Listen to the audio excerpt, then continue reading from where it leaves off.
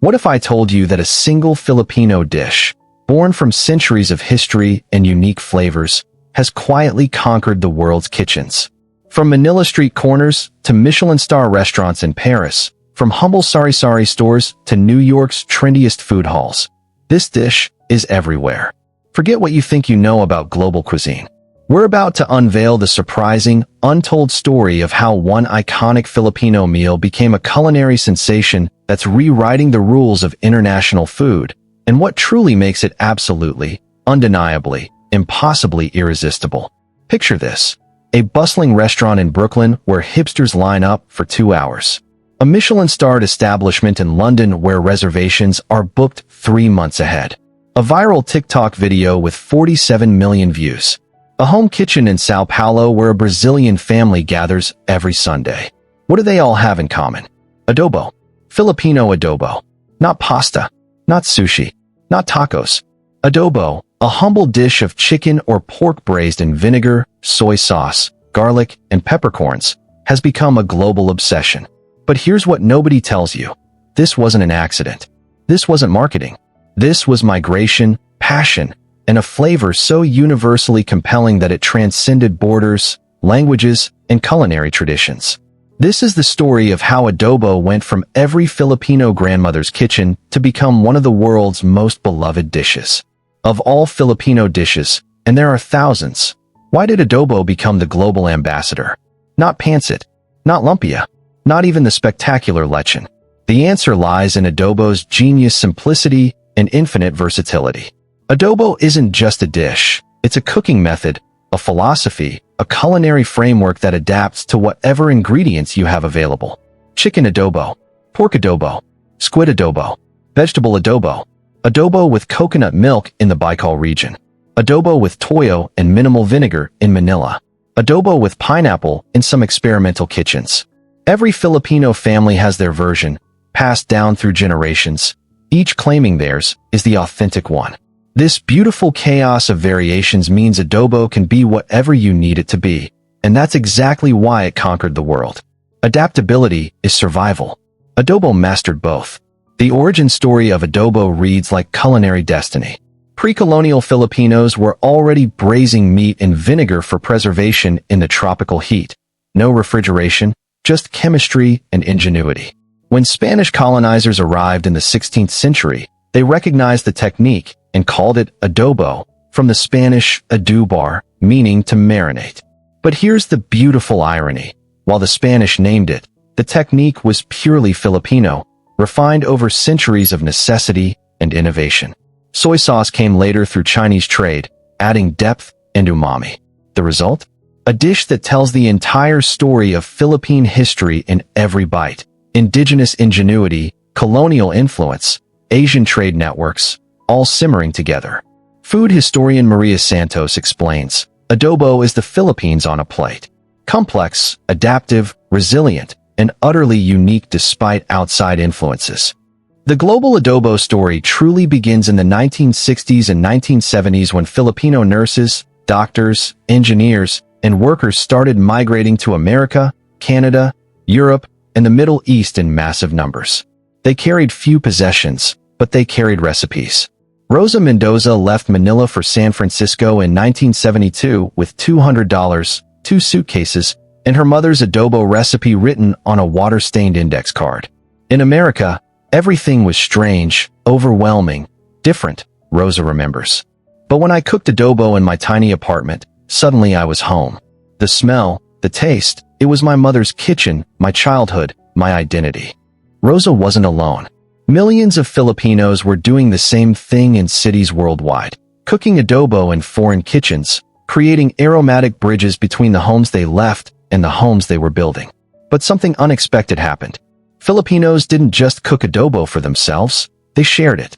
Generously, enthusiastically, almost evangelically. At potlucks, workplace lunches, neighborhood gatherings, Filipinos brought adobo. Try this, they'd say to curious colleagues and neighbors. And people tried, and they were hooked. Mark Jensen, a white American from Ohio, recalls his first adobo experience in 1985. My Filipino co-worker, Danny Reyes, brought it to our office potluck. I was skeptical. It looked dark, different, One bite, and I was obsessed. That tangy, savory, slightly sweet complexity? I'd never tasted anything like it. I asked Danny for the recipe immediately. This pattern repeated millions of times across continents. Filipinos weren't just immigrants. They were inadvertent culinary ambassadors, and adobo was their most persuasive argument for Philippine cuisine's brilliance. The 1990s and 2000s saw Filipino restaurants opening in major cities worldwide, and adobo was always the gateway dish. Lola Rosa's in Los Angeles, Maharlika in New York, Romulo Cafe in London, Hapag in Manila becoming internationally recognized. These restaurants faced a challenge. Most non-Filipinos had never heard of Filipino food, so they led with adobo, approachable, delicious, memorable. Chef Antonio Cruz, who opened 3 successful Filipino restaurants in Toronto, explains his strategy. Adobo is our ambassador. It's familiar enough, everyone understands braised meat, but distinctive enough to be exciting. Once customers fall in love with adobo, they trust us. Then they try sisig, kare-kare, sinigang. But adobo opens the door. The strategy worked spectacularly. Restaurant reviews in the New York Times, LA Times, and Guardian all praised adobo's addictive tanginess and complex comfort. Adobo was breaking through. But why does adobo resonate so universally? Food scientists have studied this. Dr. Elena Santiago, a food chemist at the University of the Philippines, breaks it down. Adobo hits every flavor receptor humans crave. The soy sauce provides umami and saltiness. The vinegar gives acidity that brightens everything. Garlic adds pungency and depth. Peppercorns bring subtle heat. The braising process creates Maillard reactions, those beautiful brown, caramelized flavors. And if you add a touch of sugar or coconut milk, you get sweetness balancing the acid. It's a complete flavor profile. This combination triggers what food psychologists call sensory-specific satiety resistance. Basically, adobo is so complex and balanced that your taste buds don't tire of it. You can eat it repeatedly without flavor fatigue.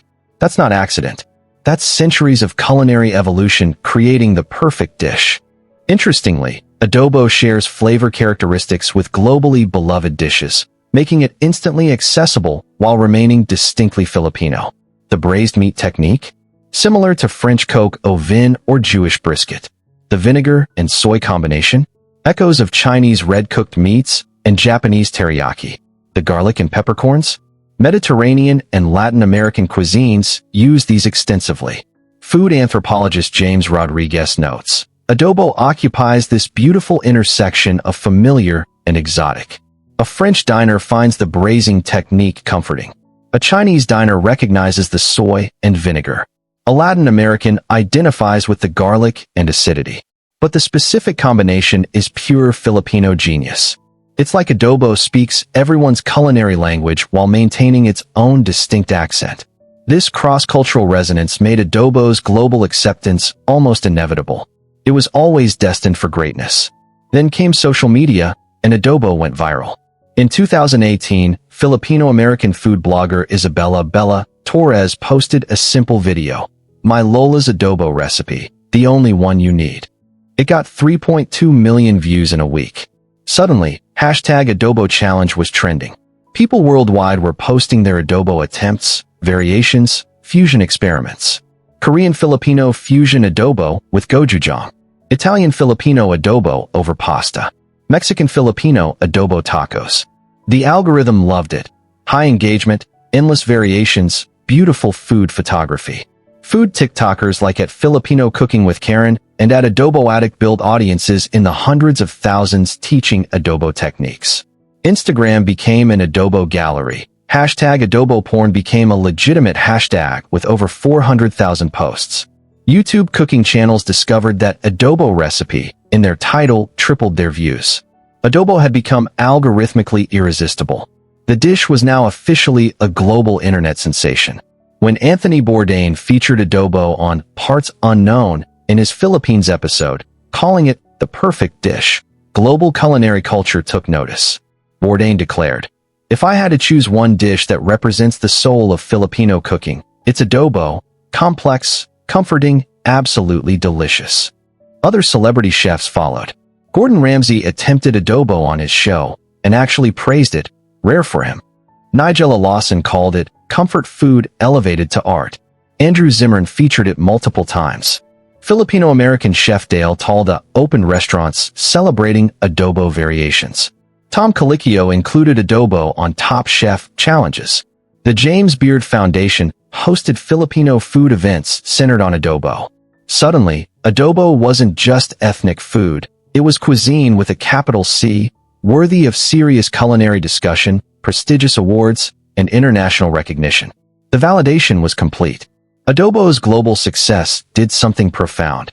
It forced the international culinary world to acknowledge Filipino cuisine as legitimate, sophisticated, and worthy of attention. For decades, Filipino food was invisible in global cuisine conversations. Not Chinese, not Japanese, not Thai, not Vietnamese. It was overlooked, dismissed, ignored. But adobo was too delicious to ignore. When Michelin-starred restaurants started featuring adobo-inspired dishes, when culinary schools began teaching adobo technique, when food magazines dedicated cover stories to Filipino cuisine with adobo as the centerpiece, everything changed. Chef Carmen Valdez, who fought for years to get Filipino cuisine recognized, says it perfectly. Adobo kicked down the door that was closed to Filipino food. It proved we belong in the global culinary conversation. It proved our food is world-class. One dish changed everything for all of us. The beautiful part? Adobo keeps evolving while staying true to itself. Fine dining restaurants deconstruct it. Adobo glazed short ribs with vinegar foam and crispy garlic chips. Fast casual chains create adobo bowls, adobo burritos, adobo burgers. Home cooks experiment endlessly. Adobo wings, adobo fried rice, adobo pizza, adobo pasta, even adobo donuts, surprisingly good, apparently. Filipino-Canadian chef Mark Santos created adobo poutine, fries topped with adobo meat and gravy. That became a viral sensation. These innovations don't dilute adobo's identity. They prove its versatility and resilience. As food writer Luis Fernandez observes, a dish that can go from grandma's kitchen to Michelin-starred fusion experiment to fast food and still remain recognizably, authentically itself. That's a dish with true greatness. That's adobo. It adapts without losing soul. Adobo's success is creating a rising tide lifting all Filipino dishes. Sinigang, the sour tamarind soup, is appearing on trendy restaurant menus worldwide. Sisig, crispy pork face on a sizzling plate, became a bar food sensation in hipster neighborhoods. Kare, pancit, lumpia, lechon, halo, all following adobo's trail into international consciousness. Food Network has produced multiple shows on Filipino cuisine. Netflix food documentaries feature Filipino chefs. Cookbooks on Filipino food are becoming bestsellers.